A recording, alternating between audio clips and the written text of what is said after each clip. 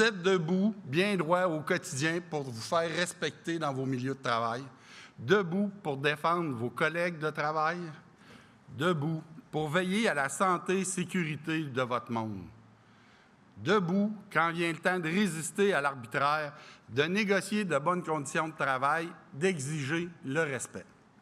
J'aimerais saluer les femmes du Confortin de Bécomo. Elles se sont tenues debout, sont rentrées le dos bien droit, elles ont gagné leur conflit. De la pression, ça en a pris aussi dans un autre dossier qui est celui de la Société des traversiers du Québec. Ça faisait 3 ans que nos membres n'avaient pas d'augmentation de salaire, 2 ans sans contrat de travail. En pleine période d'inflation, c'est un peu rire d'eux autres. Ça niaisait, le négociateur patronal n'avait pas de mandat.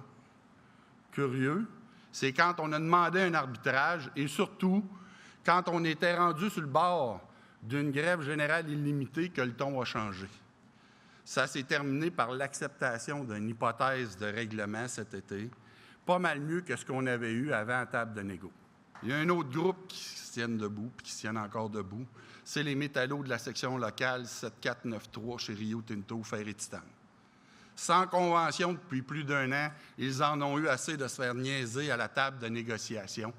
Ils ont refusé les tactiques de l'employeur de diviser en 2 leur groupe. On a vu la réponse des métallos de partout. Ça n'a pas été long que les appuis sont arrivés. La solidarité métallo, c'est beau à voir.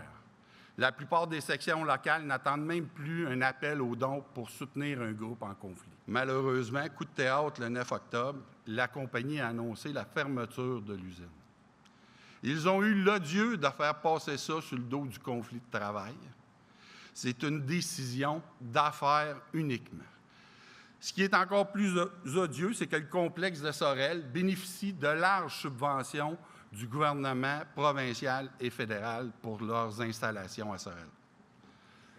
Il va falloir pousser pour qu'on arrête de donner le bénéfice du doute aux multinationales et imposer des exigences minimum pour la création et le maintien des emplois quand le gouvernement investit dans ces entreprises-là.